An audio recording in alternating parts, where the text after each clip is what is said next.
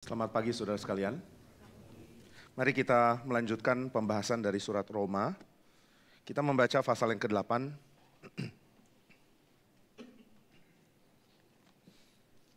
Roma pasal yang ke-8, saya membacakan bagi kita ayat yang ke-28 sampai ayat yang ke-30. Roma 8 ayat 28 sampai 30, saya akan bacakan. Sebab kita tahu sekarang bahwa Allah turut bekerja dalam segala sesuatu untuk mendatangkan kebaikan bagi mereka yang mengasihi Dia, yaitu bagi mereka yang terpanggil sesuai dengan rencana Allah. Sebab semua orang yang dipilihnya dari semula, mereka juga ditentukannya dari semula untuk menjadi serupa dengan gambaran anaknya, supaya ia, anaknya itu, menjadi yang sulung di antara banyak saudara. Dan mereka yang ditentukannya dari semula, mereka itu juga dipanggilnya.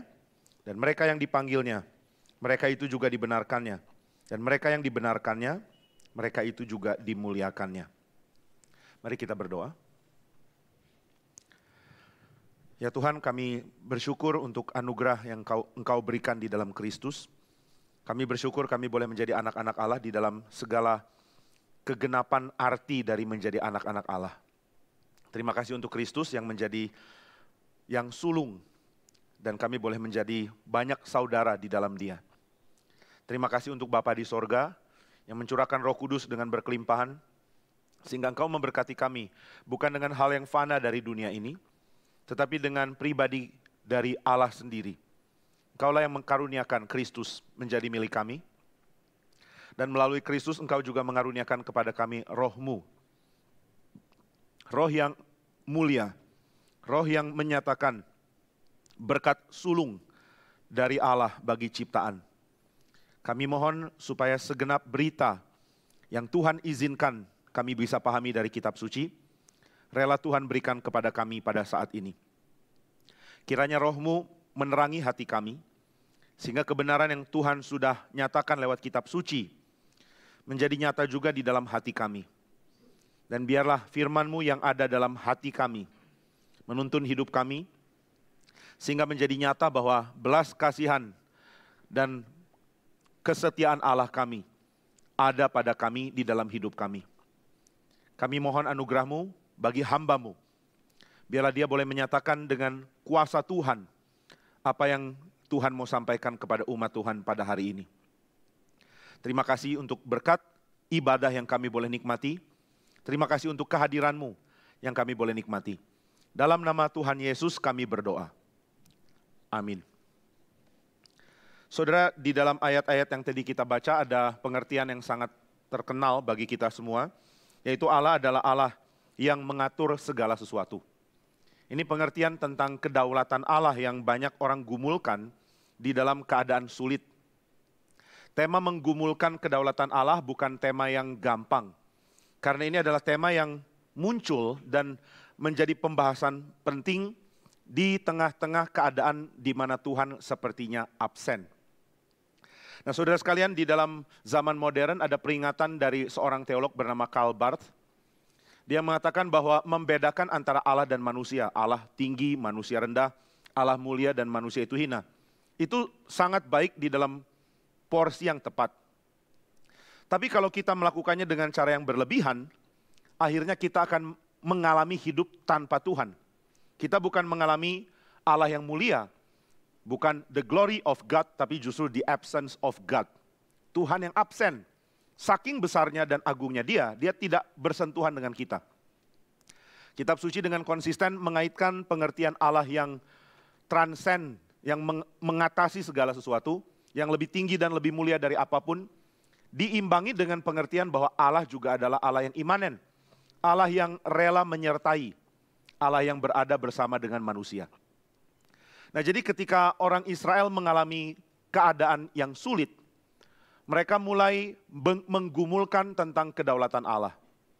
Dan keadaan yang sulit ini bukan cuma keadaan ketika orang menderita, pergumulannya lebih dalam dari itu. Banyak orang menggumulkan, di saat sulit Tuhan ada di mana? Dan banyak orang membaca itu di dalam kitab Ayub. Di saat sulit Tuhan di mana? Tapi itu bukan pertanyaan Ayub. Pertanyaan Ayub adalah, kenapa orang benar mendapatkan kehidupan yang sulit? Nah, ini pertanyaan yang lebih dalam dan ini yang mewarnai semua berita tentang mengapa Allah mengizinkan penderitaan. Di dalam tradisi teologi ada yang disebut dengan theodicy.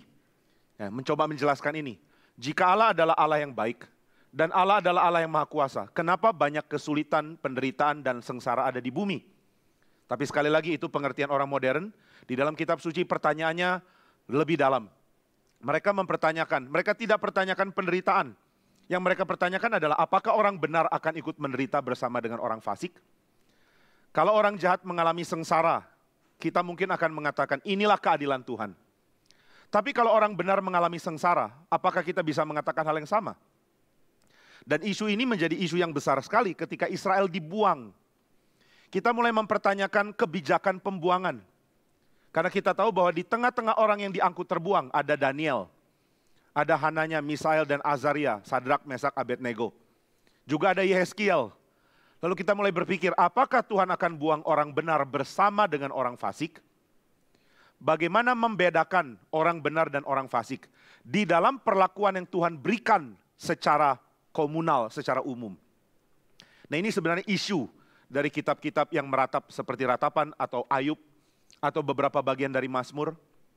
Dikala orang menderita, apa bedanya orang fasik dengan orang benar? Nah, maka saudara sekalian, kalau di dalam pengertian teologis kita mungkin akan menjawab, aduh jangan tanya itu karena semua orang tidak ada yang benar. Tidak ada yang benar, seorang pun tidak. Jadi semuanya harusnya mendapatkan sengsara. Tapi herannya bukan itu yang dikatakan di dalam kitab Ayub misalnya. Ketika Ayub bertanya, apakah orang benar akan menderita? Apakah Tuhan akan menghukum orang yang tidak punya salah? Jawaban Tuhan kepada Ayub bukan, hei Ayub kamu kurang ngerti original sin ya. Semua orang sudah berdosa, bukan itu jawabannya. Tuhan menyetujui perkataan Ayub bahwa dia benar. Tuhan tidak datang ke Ayub lalu mengoreksi dia dan mengatakan gak ada seorang pun yang benar. Di sini saudara mesti mempunyai pengertian yang peka akan konteks waktu baca kitab suci. Kita percaya ada doktrin namanya original sin. Kita percaya bahwa semua manusia sudah berdosa. Tetapi yang ditekankan di dalam kitab Ayub bukan doktrin itu. Itu sebabnya penting bagi kita untuk peka melihat kira-kira apa yang sedang dibahas. Apakah pembahasan ini sedang menggali dan membuat kita merenung tentang kedaulatan Allah? Atau pembahasan ini sedang mengafirmasi, meyakinkan kita bahwa semua orang berdosa? Saya percaya yang pertama yang benar. Kitab Ayub membuat kita merenungkan kembali tentang apa itu kedaulatan Allah. Bukan mempertanyakan kembali apakah ada original sin. Lalu kita mengatakan, pantas Ayub menderita, kan ada original sin.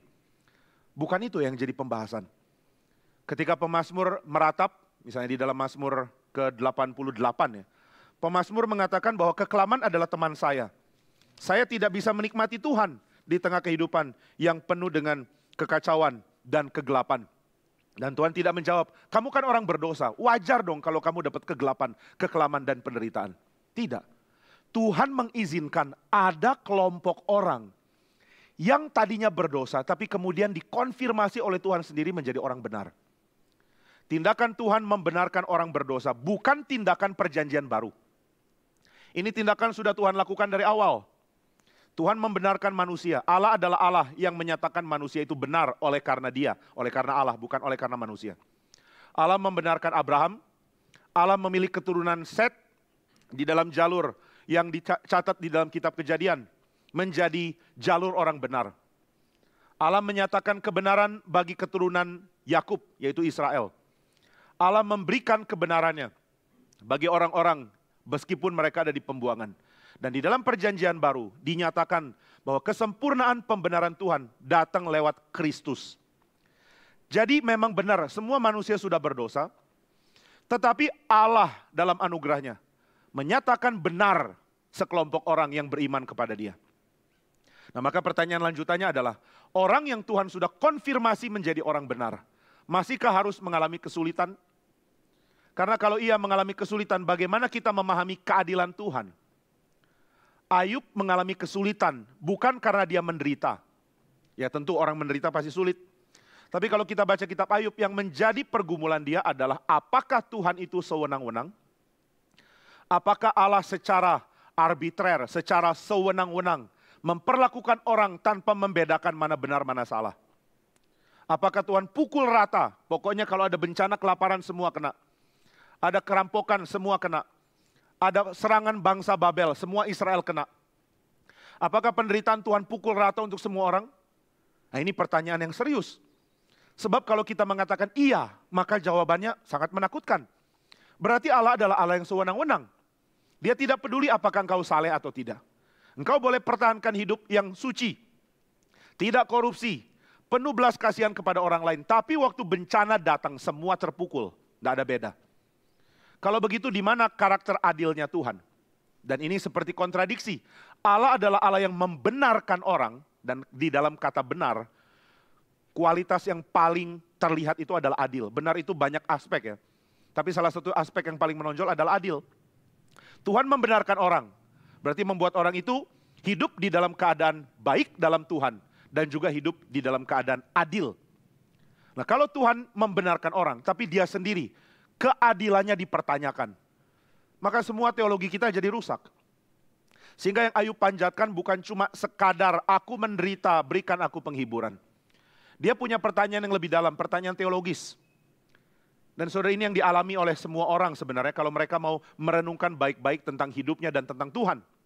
Pertanyaan-pertanyaan teologis adalah kewajiban muncul di dalam diri orang percaya. Jika kita tidak pernah pertanyakan ini, maka kita tidak benar-benar hidup di dalam bergumul. Jangan cuma bertanya, kalau saya sulit gimana jalan keluarnya? Tuhan, saya punya keadaan ekonomi yang sulit, kenapa belum ada solusi? Itu pergumulan remeh. Saya tidak bilang itu pergumulan gampang ya. Tapi pergumulan dalam batin saudara jadi remeh. Karena saudara cuma berpikir bagaimana solusi keluar. Saya nggak mau begini terus, Tuhan berikan solusi. Tapi orang yang mau serius memikirkan iman Kristen akan mulai berpikir, apakah ada dosa di dalam hidup saya? Kalau tidak, mengapa ada hukuman berat seperti ini? Apakah ini hukuman? Kalau ini bukan hukuman, bagaimana saya harus melihatnya? Ini isu yang sangat penting untuk membuat kita makin mengenal Tuhan. Saudara, di dalam keadaan sulit, pada waktu dialami, akan ada dua kualitas yang muncul. Yang pertama, kualitas yang dangkal dari orang-orang yang tidak menggumulkan teologi dengan baik. Yang kedua adalah kualitas yang membuat orang makin mengenal Tuhan. Ketika mereka mengalami pergumulan di dalam konsep teologi yang dimiliki. Ada orang yang mengatakan, ini berdebat ya antara orang-orang, ada orang dari gereja bukan reform berdebat dengan satu orang pemuda dari reform, dua-duanya pemuda. Lalu yang anak muda yang bukan reform mengatakan, kalian orang reform itu kenapa sih terlalu ngotot percaya kedaulatan Allah dan predestinasi? Di mana kebebasan manusia kalau begitu? Tapi kemudian pemuda reform menjawab dengan mengatakan, kamu sih pikirannya sesat, nggak alkitabiah. Makanya kamu nggak mengerti hal ini. Tapi dia menjawab dengan mengatakan, saya bukannya nggak ngerti, kalau mau terima aja gampang, tapi saya perlu mencerna, dan saya sulit menerima. Ada gangguan dalam diri saya untuk terima doktrin itu. Lalu yang pemuda itu lapor ke saya dan mengatakan, saya herannya kenapa orang bukan reform itu sulit sekali terima kebenaran. Lalu saya ingatkan dia, entah kenapa saya jadi ngomong begitu, saya mengatakan, mungkin kamu yang kurang bergumul. Mungkin kamu yang terima begitu saja dan tidak mikir. Karena mengatakan, loh hamba Tuhan reform ngomong gini pasti benar.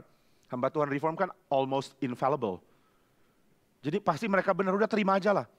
Tapi saudara, doktrin bukan cuma diterima, doktrin juga dipikirkan karena mau dihidupi kok. Bagaimana menghidupi tentang Allah yang keadilannya kita pertanyakan. Nah ini keseriusan pergumulan Ayub. Itu sebabnya Ayub memanjatkan doa-doanya, puisi-puisinya dengan nada yang lumayan gelap dan Tuhan tidak marah.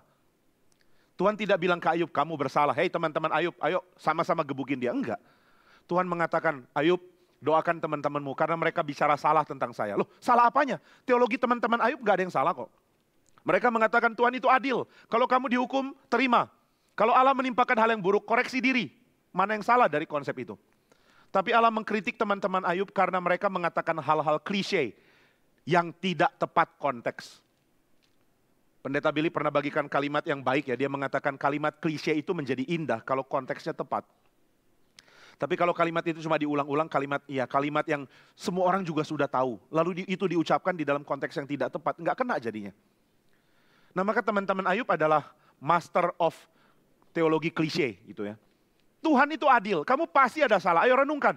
Ayub bilang, saya nggak ada salah, ini ada problem nih. kita sama-sama menghadapi Allah yang kita tidak bisa definisikan dengan gampang. Karena kalau benar dia adil, kenapa aku ditimpa kesalahan? Kalau aku salah, kenapa dia tidak beritahu salahnya aku di mana?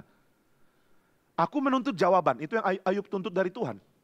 Lalu teman-temannya dengan ngotot mengatakan, tutup mulut Ayub, kamu sudah menderita masih berani bicara, bukannya ngaku dosa aja.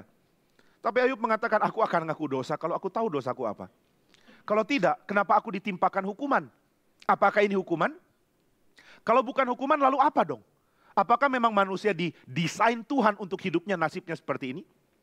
Apakah memang Tuhan mau manusia kulitnya selalu penuh penyakit, perutnya selalu lapar, badannya selalu ditimpa kesakitan, situasi sosialnya selalu penuh dengan bahaya? Apakah memang ini desain Tuhan? Ayub mengatakan tidak, Tuhan mendesain damai sejahtera. Lalu apa yang saya dapatkan? Kenapa saya dapatkan ini? Nah, ini pertanyaan yang ditanyakan. Sehingga waktu saudara baca surat Roma di dalam pasal 8 yang sangat indah ini, saudara melihat kesimpulan dan hati-hati membaca kesimpulan. Kesimpulan kalau kita rekatkan ke dalam situasi hidup yang tidak cocok, akan membuat kita sangat meremehkan kesimpulan yang didalami dan dialami dan akhirnya dihasilkan lewat pergumulan dari kitab suci. Paulus adalah orang yang mengatakan di dalam surat Korintus, segala sesuatu yang telah ditulis dahulu telah menjadi pelajaran bagi kita, supaya kita mengikuti teladan dari ketekunan dan kesetiaan kitab suci. Jadi prinsip hermeneutika Paulus adalah seluruh tulisan kitab suci ditulis supaya kita adopsi pergumulannya. Supaya kita adopsi ketekunannya. Bagaimana orang-orang zaman dulu bergumul. Bagaimana orang-orang dalam zaman dulu mendapatkan ketekunan dari Tuhan. Nah, inilah hasil atau inilah berlian yang saudara bisa simpulkan dari pembacaan kitab suci. Itu sebabnya ketika kita melihat solusi yang indah, ketika Paulus mengatakan, Allah turut bekerja dalam segala sesuatu untuk mendatangkan kebaikan. Saudara harus tahu bahwa di balik solusi, di balik jawaban, di balik kesimpulan ini, ada pergumulan seperti pergumulan Yeremia, seperti pergumulan Ayub. Dan pergumulannya adalah, kenapa orang benar ikut menderita? Dan bukankah ini yang Paulus katakan di dalam Roma 8? Kamu dibenarkan. Di dalam Kristus kamu sudah mendapatkan pembenaranmu. Allah mendeklarasikan engkau benar. Nah, maka pertanyaan Ayub jadi nyambung. Oh, kalau Tuhan membenarkan saya, ini anugerah Tuhan, saya tidak layak mendapatkan. Tapi apa gunanya ya menyatakan seseorang benar, lalu memperlakukan orang itu sama dengan orang fasik? Ini pertanyaan serius. Dan banyak kali orang Kristen menjawabnya dengan simpel, dengan mengatakan, kan ujungnya beda Pak. Satu ke sorga, satu ke neraka. Udah dong, jangan komplain terus. Orang benar menderita, tapi kan nanti ke surga. Orang jahat menderita atau bahkan bahagia, tapi kan nanti ke neraka. Tapi saudara, penekanan akan berkat Tuhan di dalam hidup sekarang di perjanjian lama, itu sangat besar. Saudara tidak lihat janji Tuhan kepada orang Israel misalnya, ketika mereka keluar dari Mesir, aku akan bawa kamu ke dalam sebuah tanah yang kering, yang ada kelaparan, yang ternaknya kurus-kurus. Lalu orang Israel kaget, loh kenapa kami keluar dari Mesir? Lalu Tuhan mengatakan, tapi enggak apa-apa, kalau kamu mati, kamu masuk surga. Enggak kan? Tuhan mengatakan, aku akan membawa kamu ke dalam tanah yang berlimpah-limpah susu dan madunya. Nah, ini berarti orang Israel boleh berharap, karena ini janji Tuhan kok, bahwa mereka akan mendapatkan kehidupan yang damai dan penuh sejahtera di bumi. Tuhan sudah janji. Dan kalau mereka menjalankannya dengan baik, atau mereka menjalankannya dengan benar, ini di dalam pengertian mereka ya, maka mereka akan masuk ke tanah perjanjian itu. Ini pemikiran yang wajar dong. Tapi kalau saya orang benar, dan janji Tuhan tidak terjadi, sebab kami malah dibuang ke Babel. Bukankah ini membuat kami bertanya kembali, apa yang salah ya? Kenapa Tuhan tidak memisahkan individu-individu yang benar dari orang-orang yang fasik? Kenapa Tuhan pukul semua dengan sama? Kenapa Tuhan menimpakan hal yang sama kepada semua orang? Lalu apa yang jadi hasil dari pergumulan Ayub? Saudara, hasil dari pergumulan Ayub adalah teologi tentang Allah yang mencipta. Ini indah sekali ya. Saya banyak mendapatkan berkat dari seorang bernama Susan Schreiner. Dia adalah ahli Calvin dan dia punya buku yang membahas tentang khotbah Ayubnya Calvin. Calvin mengkhotbahkan Ayub sampai 185 kali. Jadi orang ini, Susan Schreiner, sangat berguna ya. Dia tulis buku 185 halaman. Dan Calvin khotbah 185 kali. Kalau saudara ingin khotbah Ayub dari versi Calvin, maka saudara akan menemukan satu khotbah mungkin 15 halaman kali 185. Kalau saudara baca Susan Schreiner, cukup baca 185 halaman. Nah ini namanya teologi malasistik. Daripada baca Calvin, baca Susan Schreiner, sudah kesimpulan. Oke, ini mungkin teladan yang kurang baik, tapi saya ingin beritahu juga bahwa tulisan khotbah Calvin dari kitab Ayub sangat sulit didapat. Nah ini alasan lain lagi, susah carinya. Dan kalau saudara cari, mungkin saudara bisa download secara free yang versi Latin. Dan mungkin nggak terlalu berguna bagi kita yang fasihnya Sunda. Jadi ya, oke lah kita baca Susan Schreiner untuk mengetahui Calvin ngomong apa sih di dalam khotbahnya mengenai kitab Ayub. Dan Susan Schreiner mengatakan bagi Calvin, Ayub adalah kitab yang sangat indah untuk membuat kita mengetahui apa itu doktrin penciptaan. Dan ini yang dibagikan oleh Tuhan. Ketika Ayub bertanya, aku orang benar, Tuhan yang bilang kok. Dan aku percaya kalimat itu. Kenapa aku diperlakukan seperti ini? Bolehkah aku dapat jawaban? Apakah ternyata aku salah? Mohon, hakimi saya. Mohon, beritahu salahnya apa. Tapi jika tidak, mohon beritahu kenapa ini terjadi. Dan Tuhan tidak menjawab cukup lama loh. Di dalam bagian akhir, Tuhan menjawab Ayub dari dalam badai. Ini bentuk jawaban yang benar-benar aneh kalau saudara pikir ya. Bayangkan kalau saudara mau konseling karena hidup saudara begitu sengsara. Lalu hamba Tuhan menjawab dalam badai. Kira-kira gimana ya? Pak Kiki datang ke saya, Pak Jimmy saya ada banyak sekali pergumulan. Lalu saya menjawab dengan badai, Pak Kiki gitu. Langsung Pak Kiki bilang, saya mau cari gereja lain lah biar lebih tenang hatinya. Kenapa Tuhan menjawab dengan badai? Karena saudara sekalian, badai adalah bagian dari creational order. Sesuatu yang harus kita pahami ya. Tuhan mencipta dari dalam badai. Nah ini mungkin kalimatnya tidak persis sama di dalam kitab Kejadian. Tapi kitab Kejadian membagikan. Allah menciptakan langit dan bumi. Pada mulanya Allah menciptakan langit dan bumi. Bumi belum berbentuk dan kosong. Tohu wabohu. Kemudian seluruh bumi penuh dengan samudra. Lalu roh Allah melayang-layang di atas permukaan air. Ini gambaran kacau. Samudra penuhi bumi itu bukan samudra tenang. Pembacaan kitab Kejadian pasal 1 di ayat-ayat awal. Tidak identik dengan danau tenang yang ada di pinggir hotel mahal. Saudara sewa hotel mahal lalu ada sampan ya apa namanya? Perahu kecil. Betul sampan ya. Saya suka salah istilah.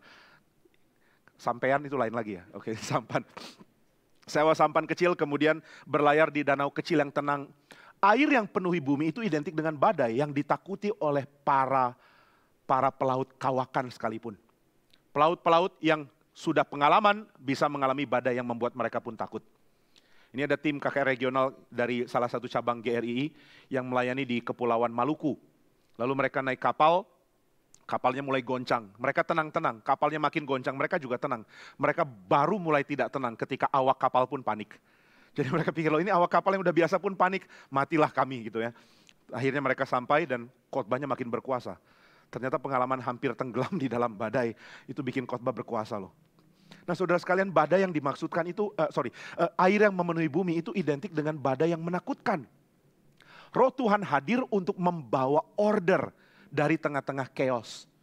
Maka ketika Tuhan menjawab Ayub dari dalam badai, ini bukan ancaman bagi Ayub. Mungkin Ayub terlalu banyak ngomong sih. Ayub sih komplain terus sama Tuhan. Tuh kan Tuhan marah, makanya lain kali ngomong tenang. Akhirnya Tuhan membadai, boom gitu ya. Bukan. Tapi Tuhan mau mengatakan, dari badai muncul order. Dari gelap terbit terang. Nah ini merupakan creational order. Dan kalau kita tidak bisa memahami, akan sulit bagi kita untuk memahami solusi atau kesimpulan yang Paulus mau bagikan. Ketika Ayub berjumpa dengan Tuhan, Tuhan memberikan dirinya untuk ditemui Ayub. Tuhan menjawab Ayub dari dalam badai, dan dia mulai mempertanyakan atau mengajak Ayub bergumul. Bergumul apa? Bergumul tentang siapa yang ciptakan semua ini. Mulai dari benda-benda langit, sampai binatang-binatang di bumi. Siapa yang ciptakan? Nah waktu saudara dengar kata cipta, jangan pikir seperti zaman modern. Ini kritiknya Michael Welker terhadap zaman modern waktu memahami penciptaan. Karena orang modern mengerti mencipta itu seperti memproduksi.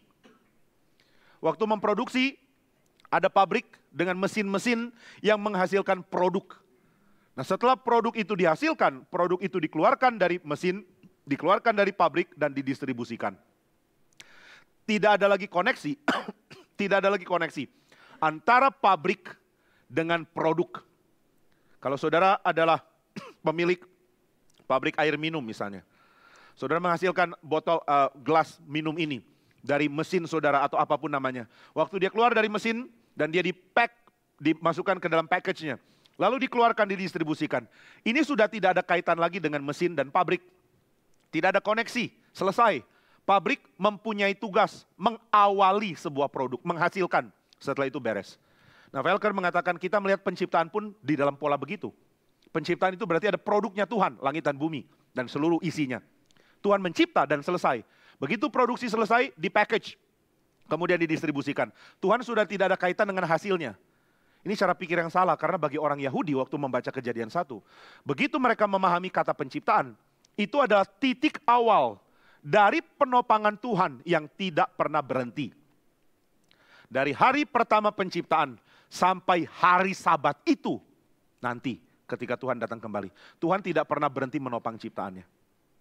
Itu sebabnya meskipun dunia ini diklaim sebagai milik setan, setan mengatakan dunia ini sudah dipengaruhi oleh saya. Lihat pengaruh saya berapa banyak. Orang yang ikut saya berapa persen. Aku sudah menguasai semuanya. Tapi Tuhan mengatakan not exactly. Enggak. Tetap kerajaan Allah yang mendominasi. Lihat aja nanti. Nah, ini yang janji Tuhan. Ini yang dijadikan janji oleh Tuhan. Maka saudara, bagi orang Yahudi penciptaan itu adalah sesuatu yang terjadi di awal, tetapi yang terus menopang seluruh ciptaan ini. Ciptaan ini bukan cuma dimulai oleh kisah penciptaan. Ciptaan ini ditopang oleh Allah yang mencipta. Oh, berarti tindakan penciptaan masih berlangsung? Tentu tidak. Ini ada teori yang unik dari Jonathan Edwards. Edwards mengatakan bahwa penciptaan itu bukan cuma 6 hari. Penciptaan itu adalah sebenarnya segala yang terjadi selanjutnya. Nah, ini agak lain ya. Edwards punya pikiran rumit dan juga lumayan idealis modern. Dia percaya bahwa keberadaan kita adalah keberadaan yang sifatnya sensasional, yang kita alami. Dan sensasi yang kita alami selalu secara baru diberikan oleh Tuhan. Ini jadi filosofi yang agak aneh ya. Oke lah, kapan-kapan kita bahas dia, tapi bukan sekarang. Nah, maka saudara sekalian, Tuhan mencipta 6 hari itu benar, tapi Tuhan menopang ciptaan terus-menerus. Di dalam surat Ibrani dikatakan Tuhan menopang ciptaan dengan firman yang penuh kuasa. Bukti bahwa Allah berkuasa adalah bahwa ciptaannya tetap ada di dalam order yang Dia atur. Ini yang kita tafsirkan dari Ibrani, pasal 1 dan pasal 4, berbicara tentang firman yang menopang. Nah saudara, ini membuat kita berpikir, kalau firman Tuhan menopang segala sesuatu, dan arti menopang adalah segala sesuatu masih terjadi di dalam ordernya Tuhan, maka kita mulai berpikir, kenapa terjadi banyak disorder?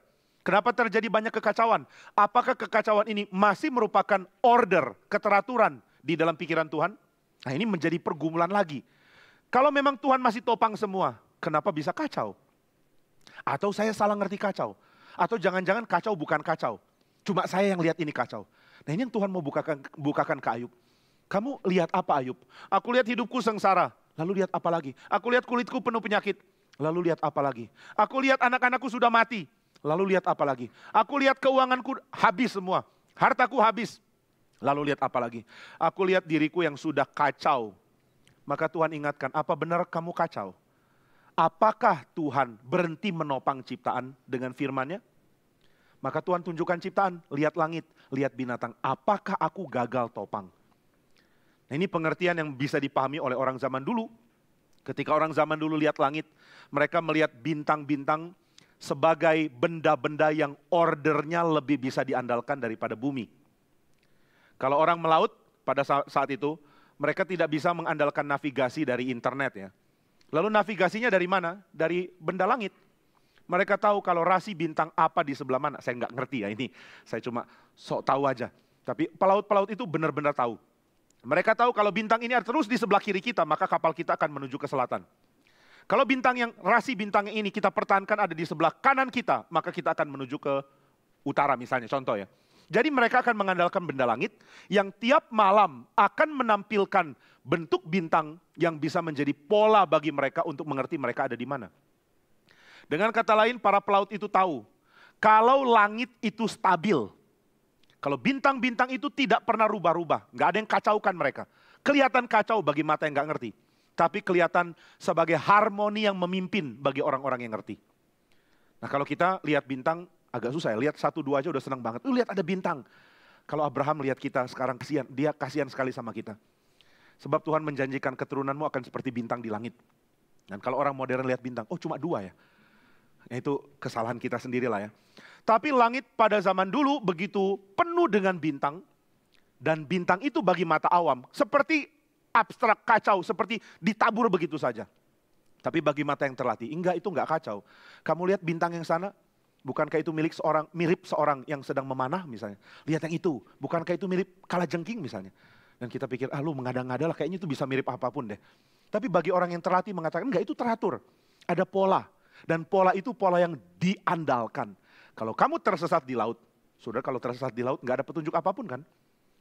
Di laut nggak bisa bilang, ada pohon kelapa belok kiri, nggak ada pohon kelapa di laut.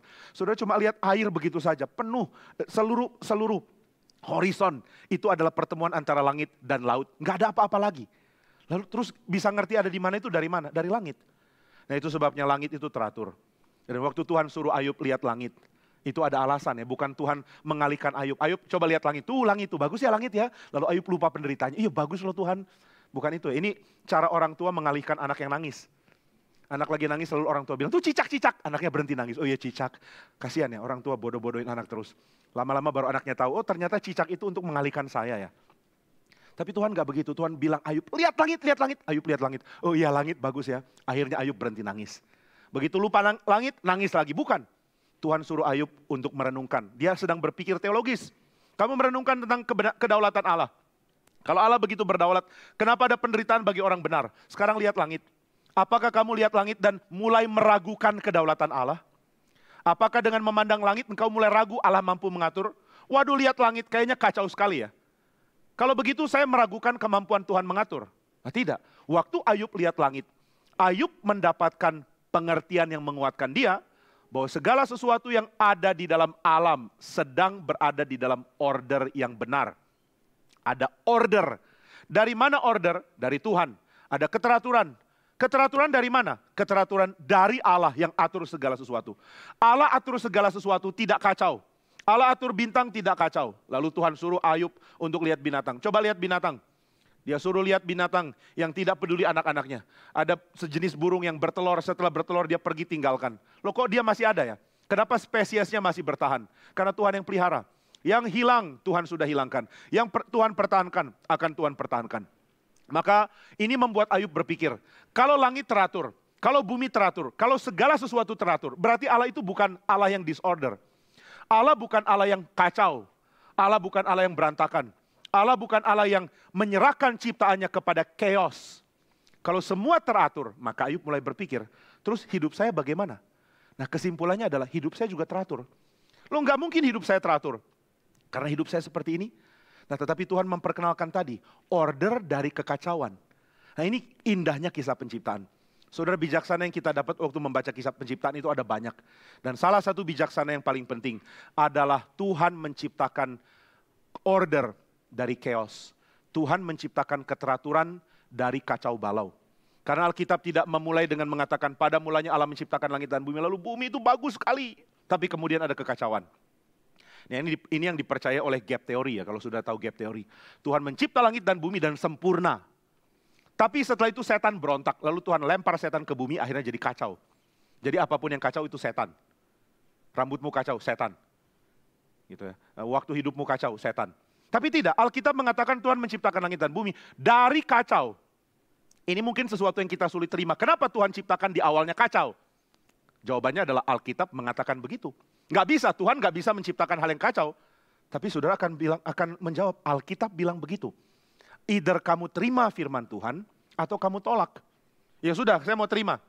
Jadi Tuhan ciptakan kacau. Pada mulanya Allah menciptakan langit dan bumi. Bumi belum berbentuk dan kosong. Kata belum berbentuk dan kosong itu masih terlalu halus. Kata aslinya adalah kacau balau dan hampa. Hampa itu yang sesuatu yang identik kalau saudara melihat kacau, lalu saudara sudah muak lihat kekacauan, akhirnya saudara merasa kosong ke dalam. Nah ini namanya kosong, ini namanya kacau. Tuhan menciptakan langit dan bumi kacau balau dan kosong. Bagaimana bisa dibuat teratur? Oleh Tuhan. Tuhan yang atur jadi teratur. Maka prinsip penciptaan adalah dari kacau menuju order. Dari kosong menuju kelimpahan. Dari gelap menuju terang. Keindahan pola ini membuat saudara mengerti bahwa Allah kita adalah Allah yang mengerjakan ciptaan dan menopang di dalam cara yang demikian. Nah ini membuat kita merenung kembali tentang arti penopangan Tuhan. Berarti penopangan Tuhan adalah penopangan di tengah kacau, Tuhan bawa menjadi baik. Di tengah keadaan luar biasa, penuh dengan keadaan ribet, rumit, penuh penderitaan, penuh kekacauan, Tuhan akan bawa kebaikan. Nah itu sebabnya pertanyaan-pertanyaan Ayub seperti apakah Tuhan adil, apakah Tuhan benar-benar tahu memperlakukan orang, apakah dia tidak salah memperlakukan orang benar seperti sama nasibnya dengan orang fasik, apakah Tuhan tidak salah memperlakukan saya seperti ini.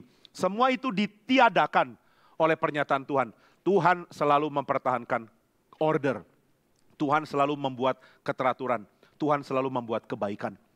Nah maka di tengah kekacauan, Ayub menyadari satu hal. Dia menafsirkan seluruh alam, karena dia menafsirkan Allah yang tindakannya tidak tepat kepada dia. Dia menafsirkan seluruh alam sebagai alam yang ditopang oleh Allah yang masih dia bingung karakternya.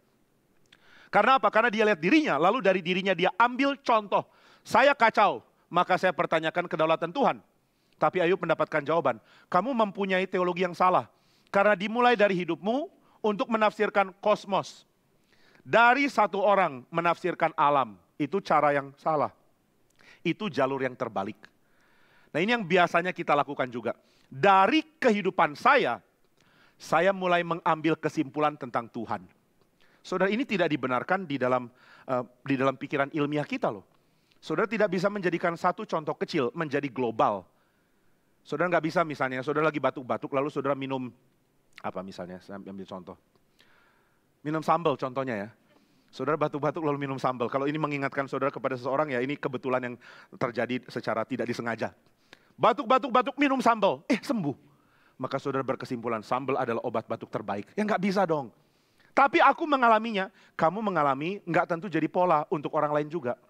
Nah saudara, ini yang ditarik oleh Ayub. Kalau aku benar, tapi aku menderita seperti ini, berarti ada yang salah dengan Tuhan. Loh Tuhan akan tanya lagi, emangnya langit kacau ya? Kamu pernah lihat langit kacau?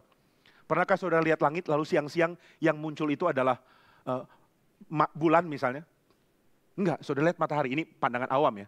Waktu saudara lihat langit siang-siang, saudara lihat matahari, tentu dengan kacamata hitam yang cukup gelap. Kalau enggak saudara enggak lihat apapun. Lalu malam, apakah saudara pernah alami malam hari jam 1 dini hari, tiba-tiba yang muncul matahari, terang benderang. Lalu saudara tanya sama matahari, kenapa kamu muncul dini hari? Matahari bilang, biar enggak bosan. Kan kita bosan ya gitu terus ya. Siang aku, malam bulan. Siang aku, malam bulan. Sekali-kali aku juga pengen lihat malam dong. Akhirnya matahari terbit malam dan malam jadi siang. Akhirnya keadaan jadi kacau. Lalu saudara bingung, ini musim kenapa kacau begini? Lalu bulan dan matahari mengatakan, karena kami ingin variasi. Supaya kami nggak bosan. Nggak bisa. Saudara ada hal-hal di dalam alam yang bersifat kronologis, nggak bisa berubah. Saudara jam tangan saudara nggak bisa mengatakan, kami bosan muternya gini terus, boleh nggak kami muternya counter clockwise? Dari jam 9 ke jam 8, 1 jam kemudian jam 7. Nggak bisa, itu jam yang rusak. Nah maka saudara ada order di dalam alam, tapi juga ada kelimpahan di tengah-tengah order. Ini pengertian yang pertama dulu ya, nanti kita masuk ke pengertian kedua. Pengertian pertama, ada order, ada keteraturan. Begitu saudara mulai mendeteksi ada ketidakteraturan, Tuhan minta kita melihat yang teratur. Ada ketidakteraturan jadwalku. Oke, jadwalmu mungkin ada ketidakteraturan. Tapi apakah hari-hari, musim-musim, dan juga benda langit tidak teratur? Tidak, masih teratur. Nah, saudara di dalam dunia modern, apalagi di dalam terbitnya sains modern, kita melihat keteraturan di dalam keadaan yang makin meyakinkan kita akan kedaulatan Tuhan. Orang-orang mulai menyelidiki alam dengan lebih detail, dan ketika masuk ke dalam keadaan yang secara saintifik bisa dibuktikan, makin ada keyakinan bahwa alam sangat mungkin dipahami secara keteraturan. Sains berkembang dengan asumsi seperti ini, bahwa kalau saya melakukan sesuatu di dalam keadaan yang terkontrol seperti ini, akan terjadi hasil seperti ini. Dan kalau saya ulangi keadaan yang sama, hasilnya akan sama. Ini jadi dasar untuk ilmu pengetahuan. Sehingga kalau ada obat dihasilkan dari hasil penelitian kepada binatang, lalu kepada manusia, bisa disimpulkan bahwa obat yang sudah diuji akan menghasilkan efek yang sama kepada siapapun oleh karena percobaan yang sudah dialami. Karena ada keteraturan di dalam kondisi yang diatur. Dan akhirnya ada hasil yang sama dari apa yang sudah diatur itu. Nah sehingga manusia menyadari ada order di dalam alam. Ada keteraturan di dalam ciptaan Tuhan. Kenapa bisa ada keteraturan? Karena ada Allah yang menopang segala sesuatu. Maka kalau segala sesuatu ditopang oleh Tuhan, Tuhan menopangnya dan membuktikannya lewat apa yang secara teratur kita alami dari alam. Kalau saudara tanya apa gunanya alam, Orang Kristen akan menjawab, alam menyatakan kemuliaan Tuhan. Apa itu kemuliaan Tuhan? Salah satunya adalah keteraturan Tuhan. Alam menyatakan keteraturan Tuhan. Kalau alam tidak menyatakan keteraturan Tuhan atau keteraturan dari sifatnya Tuhan, saudara tidak akan punya ilmu pengetahuan. Vern Poyter, seorang ahli perjanjian baru dari Amerika, pernah mengkritik seorang radikal, seorang yang secara radikal mengklaim diri sebagai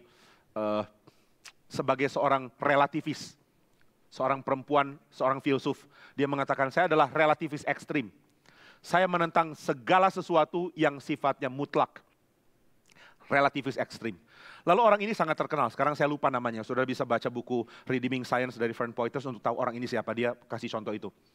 Orang ini terkenal sekali karena dia membagikan teori tentang segala sesuatu itu relatif dengan sangat meyakinkan. Ini agak mengkhawatirkan ya, dia bisa mengatakan tidak ada yang teratur dengan argumen yang teratur. Lalu dia populer, maka dia terbang dari satu tempat ke tempat lain untuk memberikan speech, memberikan kuliah di mana-mana.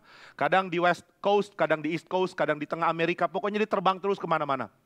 Nah, Vern Poyter tanya, orang ini relativis, dia mengatakan tidak ada yang bisa kita pegang sebagai absolut. Tapi dia mempercayai, tiap kali naik pesawat, pesawatnya akan terbang. Kok bisa ya? Kalau dia relativis, harusnya dia meragukan keabsahan dari ilmu aerodinamika dan ilmu penerbangan. Kalau satu kali pesawat bisa terbang, besok nggak tentu. Tapi saya yakin dia akan komplain kalau dia naik pesawat, lalu pilot mengatakan, saudara-saudara penumpang kami yang kami hormati, hari ini pesawat kami tidak jadi terbang. Karena ternyata ilmu penerbangan sudah berubah. Perubahan terjadi jam 2 dini hari. Jadi sekarang teori penerbangan akan diselidiki lagi, ternyata sayap kita, kemudian kecepatan pesawat dan segala sesuatu yang dulunya kita yakin bisa mengangkat pesawat, sekarang tidak lagi terjadi. Gravitasi berubah, bentuk angin berubah, dan ilmu fisika berubah. Harap memaklumi ini, terima kasih. Nggak mungkin, dia akan protes. Saya sudah beli tiket, fakta bahwa dia beli tiket berarti dia mempunyai keyakinan bahwa ilmu penerbangan akan stabil. Nah, kenapa dia yakin ilmu penerbangan akan stabil? Karena dia percaya ada yang absolut, gitu ya. Jadi saudara, keteraturan di dalam alam itu adalah salah satu yang Tuhan mau pamerkan lewat alam. Dan dari situ kita punya sains. Kenapa kita bisa berilmu pengetahuan? Karena Allah pamerkan keteraturan dia. Nah, itu sebabnya setiap kali ada keadaan tidak teratur, saudara melihat keteraturan, saudara sadar ada order di dalam alam. Ini hal pertama. Lalu hal kedua, perjanjian lama melalui Mazmur mulai berbicara tentang keadaan yang ada di dalam order tetapi tidak dipolakan dengan mudah. Jeremy Begbie mengatakan ini sebagai non-order. Ini istilah yang agak baru ya, maksud saya jarang dengar ini dari orang lain. Tapi Begbie mengatakan non-order. Non-order bagi Begbie, saya nggak tahu apakah istilah ini tepat, saya sih rasa kurang tepat, tapi penjelasan dia bagus. Dia mengatakan non-order itu bukan disorder. Kalau saudara mengatakan hidupku kacau, Tuhan akan mengatakan enggak kacau. Tapi kenapa tidak begini? Karena ini bukan order, ini non-order. Waduh, non-order itu apa lagi? Non-order adalah sesuatu yang tidak bisa dipolakan dengan gampang, tetapi bukan chaos. Salah satu contoh non-order bagi Begbie adalah nyanyi. Saudara, bolehkah kita nyanyi dengan ketukan yang ngaco? Kita ambil contoh ya. Besar setiamu, Allah Bapakku, besarlah kasihmu berkelimpahan. Lu nyanyi apa ketstrum? Itu kan nggak bisa.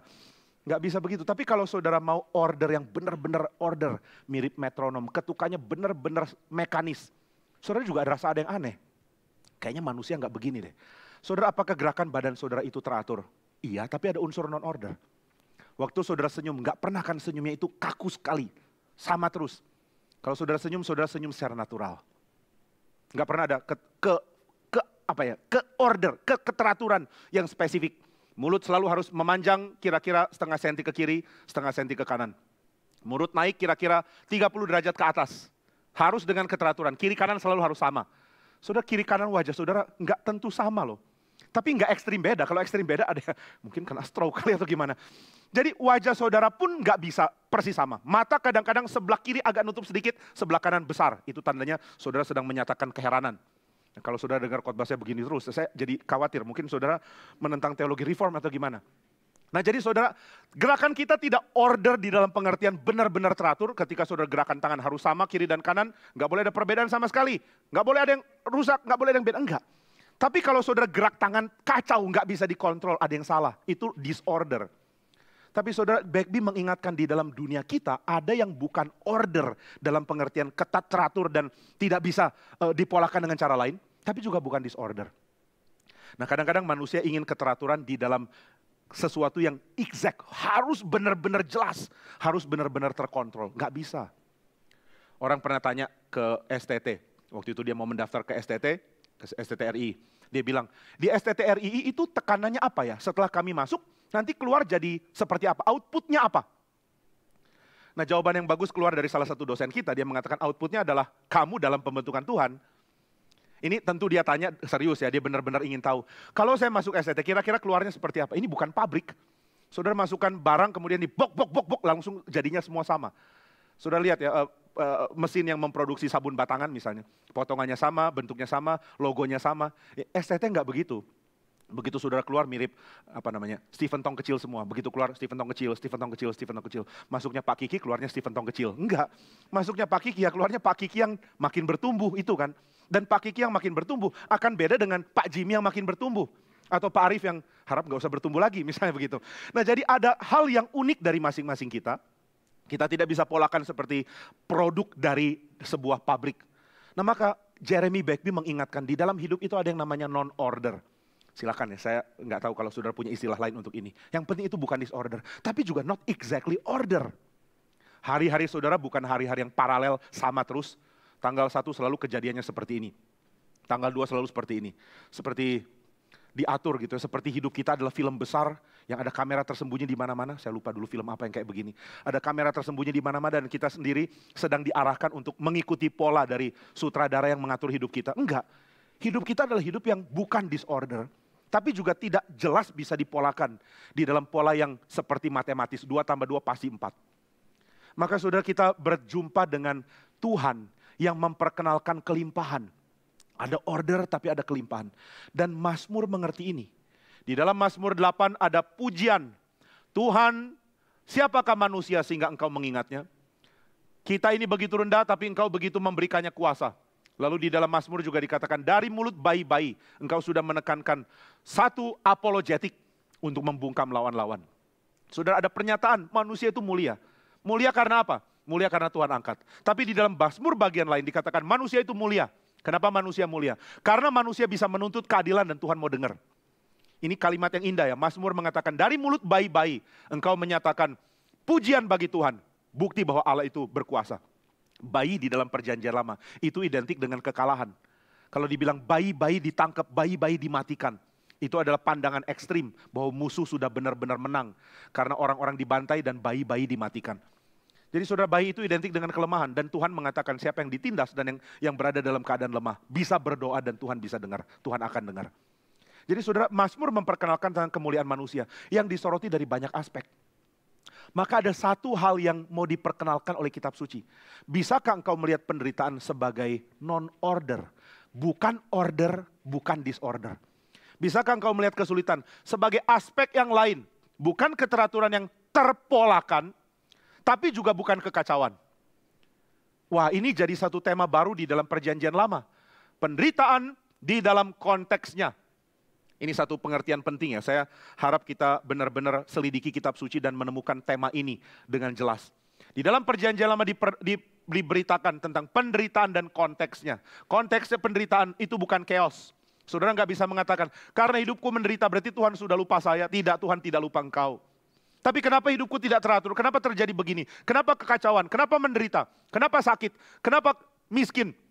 Kenapa penderitaan? Kenapa dianiaya? Tuhan mengatakan ini bukan chaos, ini pengaturanku. Kenapa pengaturanmu sulit ditebak? Karena ini bukan order yang gampang ditebak. Ini adalah sebuah non-order.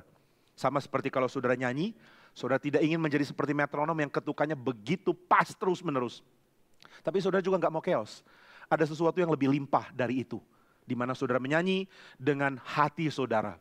Dengan aturan yang tidak dilanggar, tapi juga dengan tidak dijadikan pola baku oleh sebuah aturan. Ini yang Bagby katakan untuk seorang pemusik. Kalau kamu memainkan musik, misalnya, saudara bisa main itu seperti ya metronom, polanya begitu jelas, teratur, dan membosankan. Atau saudara bisa kadang-kadang agak melambat di satu bagian, kadang-kadang menekankan suara yang agak keras di bagian lain. kadang-kadang lebih lembut di bagian yang lain lagi. Dan ini terjadi secara natural. Nah demikian juga dengan kehidupan manusia. Saudara melihat cara Tuhan mengatur manusia, bukan dengan order yang gampang ditebak, tapi juga bukan dengan chaos yang membuat saudara merasa Tuhan seperti sudah melepaskan dunia ini. Nah itu sebabnya para penulis perjanjian lama mengajar kita untuk melihat ciptaan sebagai tempat yang masih ada kemungkinan untuk sebuah kejutan yang menyenangkan. Untuk sebuah hal yang limpah, yang membuat kita terus-menerus mengatakan terpujilah Engkau ya Tuhan. Ada hal baru dari anugerah Tuhan yang akan kita nikmati. Maka di dalam ratapan, Yeremia menulis banyak keluhan. Tapi di dalam ratapan juga, Yeremia mengatakan, kasih setiamu baru setiap pagi. Ini kalimat yang sudah sering forward di grup WA kan. Kasih setia baru setiap pagi. Kasih setia Tuhan baru setiap pagi. Maksudnya apa? Maksudnya adalah selalu akan ada hal baru yang kita pelajari dari pengaturan Tuhan di dalam setiap harinya. Nah ini yang perjanjian lama buka. Jadi kalau kamu baca, engkau memahami tentang pergumulan penderitaan dari Ayub dan juga dari orang lain, engkau akan menemukan ada lubang atau peluang untuk menafsirkan penderitaan. Bukan sebagai order, tapi juga bukan sebagai chaos. Bukan sebagai order, bukan sebagai disorder. Ada sesuatu yang lain yang Tuhan mau perkenalkan. Sesuatu yang lain ini memberi ruang bagi apa? Kita belum ngerti. Maka saudara tidak menemukan kesimpulan dalam kitab Ayub. Tuhan hanya mengatakan kepada Ayub, kamu lihat langit, order atau chaos? Ayub bilang, order. Kamu lihat binatang-binatang, siapa yang menaklukkan? Tuhan pakai kata behemoth dan leviathan. Siapa yang bisa menenangkan binatang ini? Saudara mengatakan behemoth dan leviathan kan bukan binatang real. Tapi saudara, behemoth dan leviathan itu menjadi perwujudan binatang apapun yang saudara sulit kontrol. Saudara pernah bertemu seekor singa, bisakah saudara suruh singa itu sit, roll over, ambil koran? Singanya ambil koran, habis itu ambil saudara itu untuk makan siang dia. Nah saudara nggak bisa atur singa. Tapi kan singa bukan leviathan, memang. Tapi leviathan itu digunakan oleh Tuhan sebagai simbol dari binatang yang manusia sulit taklukkan. Saudara nggak bisa latih binatang buas, saudara bukan pelatih binatang buas. Jangankan binatang buas Pak, anjing pudel di rumah saya aja nggak nurut sama saya. Itu anjing pudel saudara jadi leviathan bagi saudara. Nah maka Tuhan mau mengatakan yang atur mereka itu aku loh. Tapi apakah engkau menemukan order? Mungkin enggak. Tapi apakah ini disorder? Juga enggak. Ini yang Agustinus katakan di dalam buku Confessions. Waktu dia lihat ada seekor kadal makan laba-laba. Dia mengatakan ini chaos, ini kacau balau, dunia penuh dosa. Lalu dia tarik lagi kata-katanya. Dia mengatakan mungkin saya yang salah ngerti. Mungkin aku kurang ngerti kenapa ini terjadi. Tapi yang pasti ini bukan chaos. Dan mungkin ini bukan order, ini something else. Nah ini yang Ayub sedang bagikan, something else. Ini yang Yeremia sedang katakan. Bahwa meskipun aku kesulitan, tapi aku percaya bahwa kasih setia Tuhan ada setiap hari. Lalu setelah itu, semua pengertian ini yang dipuncakkan oleh Paulus. Paulus mengatakan, kamu pernah bergumul di perjanjian lama kan? Dari kitab Ayub, Mazmur 88 atau ratapan dari Yeremia. Engkau menemukan apa? Menemukan ada yang lain. Bukan cuma order dan disorder. Bukan cuma keteraturan dan chaos. Ada yang lain. Apa yang lain itu? Paulus mengatakan yang lain itu adalah tempat yang tepat untuk inkarnasi, salib, dan kekristenan. Inkarnasi, salib, dan kekristenan adalah tempat ini. Inkarnasi Kristus, salib Kristus, dan kekristenan tidak bisa dibilang order yang kita bisa tebak. Juga bukan chaos yang kita bisa tentukan, yang bisa membuat kita mengatakan Tuhan sudah lepas. Salib itu bukan order. Kita nggak ngerti. Ada rencana Allah rela jadi manusia lalu mati di kayu salib. Ini sesuatu yang kita tidak bisa polakan. Saudara beritakan salib kepada orang tidak percaya, mereka selalu keberatan. Kenapa Allah jadi manusia? Kenapa dia mati di kayu salib? Kalau dia maha kuasa, kenapa dia alami ini? Kalau dia bisa atur semua, kenapa harus jalan ini? Dan sepanjang sejarah orang reform atau orang Kristen tidak bisa menjawab dengan pasti mengapa. Cuma bisa menjawab satu hal, inilah kasih Allah. Kenapa Allah menyatakan ini? Karena dia mengasihi kita, dia berkorban bagi kita. Seluruh kekacauan ditimpakan kepada dia. Sesuatu yang kita tidak mengerti. Kenapa kekacauan ada di Kristus? Dan karena Kristus mengambil kekacauan, segala sesuatu yang seemingly chaos, yang sepertinya kacau, ternyata bukan kacau. Karena Kristus sudah ambil itu. Maka saudara, inkarnasi sulit dipolakan. Ini bukan order, ini bukan chaos. Matinya Kristus di kayu salib, ini sulit dipolakan. Ini bukan order, juga bukan chaos. Tapi satu hal yang Paulus katakan, kekristenan pun sama. Kekristenan itu tidak bisa ditebak. Saudara bisa duga, kalau saudara baca perjanjian lama, ternyata Tuhan sudah siapkan umat dari bangsa-bangsa lain. Siapa bisa duga kekristenan akan muncul di tengah-tengah kelompok yang tadinya kanibal. Nenek moyang yang kanibal, siapa punya nenek moyang kanibal ngaku? Nenek moyangnya kanibal, tapi sekarang kita jadi Kristen. Yang makan paling parah ya paling babi. Nggak pernah makan manusia lain kan. Benar ya? Nggak pernah, ada yang pernah. Nah jadi saudara, Kekristenan adalah pola yang sulit ditebak. Ketika saudara baca perjanjian lama, fokus kepada Abraham, Ishak, Yakub, lalu Israel. Kemudian keketatan di dalam hukum dan juga ibadah bagi Israel. Keketatan yang menyatakan bangsa lain najis. Jangan makan satu meja dengan mereka. Sesuatu yang kita bisa polakan untuk seterusnya Israel akan khusus. Bangsa lain kafir. Tapi ada pola yang tiba-tiba menjadi kacau dalam penglihatan kita. Israel dibuang. Pembuangan Israel adalah kekacauan. Tapi Tuhan mengatakan bukan kacau, bukan order. Ini sesuatu yang lain. Non-order. Kenapa Israel dibuang? Supaya Israel, kata Paulus, sama seperti bangsa lain, menerima anugerah Tuhan. Israel tidak jadi umat karena mereka taat Taurat. Israel menjadi umat karena mereka dipanggil dari pembuangan. Sama dengan bangsa lain. Mereka menjadi umat karena dipanggil dari keadaan penyembahan berhala. Bangsa lain menyembah berhala, so does Israel, so did Israel. Israel juga sama, mereka menyembah Baal, Tuhan buang mereka. Jadi saudara sekalian, Paulus dengan jenius menerapkan yang bukan disorder, tapi yang juga bukan order. Itu adalah inkarnasi, kematian Kristus, dan kekristenan. Maka saudara, orang Kristen sebenarnya menjalani hidup yang agak sulit dipahami sebagai pola. Kekristenan menjalani hidup yang penuh penderitaan di abad-abad awal. Saudara bisa bayangkan di zaman Domitian, orang harus menyembah image kaisar yang sudah mati. Orang Kristen bilang gak bisa, kami gak boleh menyembah manusia, kami gak bisa menyembah yang lain, kecuali Allah Tritunggal. Kami gak boleh menyembah berhala, dan mereka dianiaya. Di zaman Diokletian lebih parah lagi. Mereka harus menyembah dewa-dewa Romawi yang lama. Lalu kalau mereka menolak, mereka dilemparkan ke binatang. Kasihan sekali ya. Kenapa jadi Kristen kalau begitu? Saudara, pada zaman itu kalau orang sign up mengatakan aku mau jadi Kristen, berarti dia sudah siap untuk membuat hidupnya kelihatan kacau oleh orang lain. Kamu hidup sudah teratur, karirmu bagus, punya penghidupan yang baik. Kok jadi Kristen? Bodoh kamu. Tidakkah kamu tahu dengan menjadi Kristen kamu kehilangan order? Kamu jadi chaos. Tidak ada keteraturan dalam hidup, menjadi kacau. Tapi orang Kristen mengatakan, saya nggak lihat kacau. Kamu dianiaya, masa nggak lihat kacau? Mereka mengatakan, Kristus mati di kayu salib bagi saya. Kalau aku dianiaya bagi dia, itu adalah anugerah. Nah, orang Kristen tuh lihatnya sesuatu yang aneh ya. Orang dunia geleng-geleng kepala nggak ngerti. Kamu dianiaya kok bersyukur? Kamu mati bagi Tuhanmu kok seneng? Kamu orang gila. Orang Kristen bilang kami bukan orang gila. Tapi kamu nggak bisa ditebak pikirannya. Iya, memang mungkin tidak terlalu order. Tapi bukan disorder. Something else. Nah, maka saudara, ayat-ayat yang kita baca juga mengatakan hal yang sama. Allah turut bekerja dalam segala sesuatu. Oh good, Allah bekerja dalam segala sesuatu. Berarti karir saya akan baik. Kesehatan saya akan baik. Kalau yang lain kena COVID, saya nggak kena COVID. Saya kena fit C. Saya kenanya hal-hal yang membuat saya fit. Tapi Tuhan mengatakan, enggak, kamu juga bisa kena COVID sama. Loh, terus bagaimana? Apa bedanya orang Kristen dan enggak? Orang Kristen akan baik-baik saja, karirnya baik terus. Enggak, kamu bisa bangkrut juga. Kok orang Kristen bisa bangkrut? Terus apa yang Tuhan janjikan? Apa yang bahagianya dari orang Kristen? Paulus mengatakan, Allah bekerja dalam segala sesuatu. Untuk apa? Untuk mendatangkan kebaikan. Baiknya di mana? Masa bangkrut baik? Masa sakit baik? Masa menderita baik? Dan kalau saudara mengatakan, ya memang benar harusnya Tuhan berkati kita. Sayangnya kita berdosa. Itu juga teologi yang ngawur.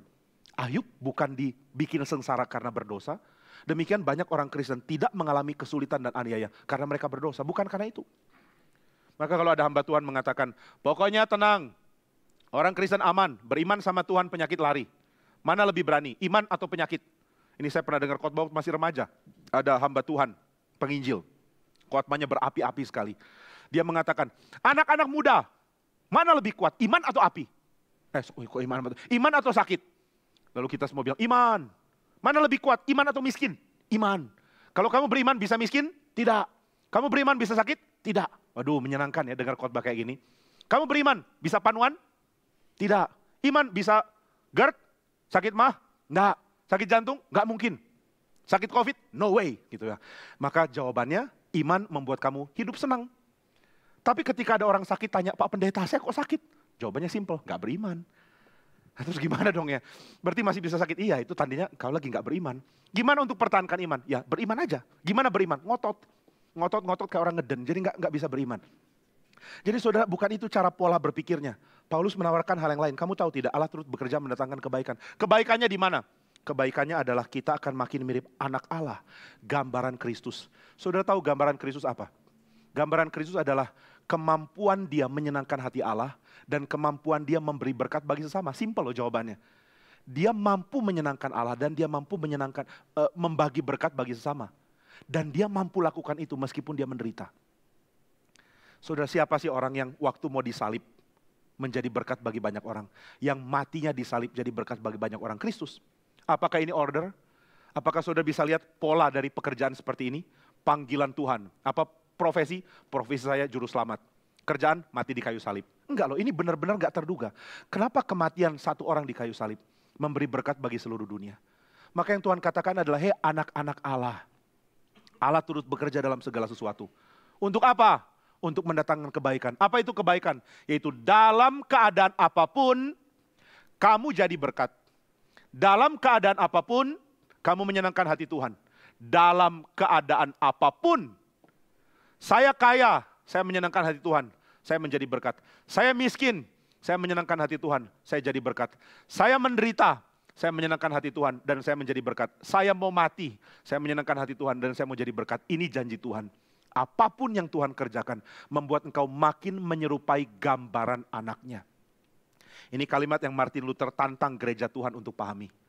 Karena kamu ngertinya teologi kemuliaan. Allah itu mulia, kita juga. Allah itu hebat, gerejanya juga. Allah itu kaya, gerejanya juga. Tapi Martin Luther ingatkan, Allah itu inkarnasi. Gerejanya harus mengatakan gerejanya juga. Allah itu rela jadi manusia dan menderita, gerejanya juga. Allah rela jadi manusia dan disalib, gerejanya juga. Maka ini yang namanya bukan disorder, tapi juga bukan order. Siapa sih yang mau beragama lalu mengatakan, Tuhan aku mau mengikuti engkau. Apapun keadaan hidupku, pakai itu jadi berkat. Pakai itu untuk menyenangkan hatimu. Senang atau susah, apapun yang terjadi. Orang gak ngerti ini loh. Maka saudara, kisah sukses selalu akan menjadi order yang kita pahami. Tapi Tuhan memperkenalkan kisah lain. Kisah salib. Ini bukan order, tapi yang pasti ini juga bukan chaos. Ini something else yang sangat mulia. Dan ini yang Tuhan mau perkenalkan. Maka semua orang yang dipilihnya ditentukan untuk menjadi serupa dengan gambaran anaknya. Sehingga anaknya menjadi yang sulung, yang diikuti oleh yang lain. Dan kalau saudara mengatakan, kalau begitu jadi orang Kristen itu harus siap menderita. Iya, kenapa? Karena itulah kemuliaan Allah. Allah kita adalah Allah yang rela menderita. Maka saudara, orang Kristen adalah orang yang dibentuk oleh Tuhan untuk menikmati Tuhan dalam segala keadaan. Bahkan dalam penderitaan. Ini kalimat kita sulit pahami mungkin. Tapi saudara bisa menjadikan ini kekuatan ketika saudara mengalami kesulitan. Saudara mengerti bahwa pergumulan para penulis perjanjian lama sekarang menjadi genap dijawab oleh kehadiran Kristus. Kita menjadi sadar tentang hal ini. Yang dipanggil dari semula mereka dibenarkannya. Mereka yang dibenarkannya bukan dijadikan hidup baik, tapi dimuliakan. Bagaimana dimuliakan? Dengan dipamerkan kepada dunia. Lihat anakku yang tunggal, yaitu Kristus. Lihat anakku yang sulung. Sekarang Kristus bukan anak tunggal. Ini dalam pengertian gereja ya, eklesiologi, bukan Tritunggal. Dalam Tritunggal dia anak tunggal. Saudara nggak jadi pribadi kedua. Tapi di dalam pengertian gereja, Kristus bukan lagi anak tunggal, dia anak sulung sekarang. Anak sulung yang punya banyak saudara. Maka saudara, Tuhan sedang pamerkan kepada dunia. Lihat anak-anakku, orang-orang Kristen. Kau lihat mereka mirip siapa? Orang dunia akan mengatakan mirip Yesus. Dan Bapa akan mengatakan itulah yang menyenangkan hatiku. Orang-orang Kristen mirip Kristus. Dia menjadi yang sulung dari banyak saudara. Nah inilah jawaban atau inilah tema yang penting dari kitab Roma. Mengenai natur dari penderitaan, kesulitan, keadaan gelap, dan keadaan yang kelihatan kacau. Bukan chaos, tapi juga bukan order yang kita bisa pahami. Ini adalah kemuliaan Tuhan dinyatakan di dalam cara yang lain. Kiranya Tuhan menolong untuk kita memahami keadaan ini di dalam hidup kita sehari-hari. Mari kita berdoa. Bapa di surga, kami bersyukur karena Engkau memamerkan kemuliaan-Mu dengan cara yang begitu limpah. Sehingga kami tidak bisa mempolakannya di dalam order yang kami ketahui. Tapi kami juga tahu ini bukan kekacauan. Kami bersyukur untuk inkarnasi Kristus, untuk salib Kristus, dan untuk kekristenan. Yang Tuhan bangkitkan bukan dari order yang dikenal, tapi juga bukan dari kekacauan yang tidak terkontrol. Melainkan dari kemuliaan yang sulit ditebak. Tetapi yang begitu menunjukkan kemuliaan Tuhan. Kami bersyukur karena hidup kami akan Tuhan angkat demi kebaikan. Dan kami bersyukur karena kebaikan adalah memamerkan Kristus di dalam hidup kami. Biar dunia dapat melihat Sang Anak Allah mempunyai banyak saudara, yaitu kami orang-orang percaya yang hidup dengan tekankan, senangkan hati Tuhan. Dan tekankan jadi berkat bagi yang lain. Baik di dalam limpah maupun susah, di dalam senang maupun penderitaan. Sampai kematian menjemput kami. Dan kami menjadi milik Tuhan yang memandang wajah Tuhan tanpa dihalangi oleh apapun lagi. Terimalah doa kami dan terimalah hidup kami. Dalam nama Tuhan Yesus kami berdoa. Amin.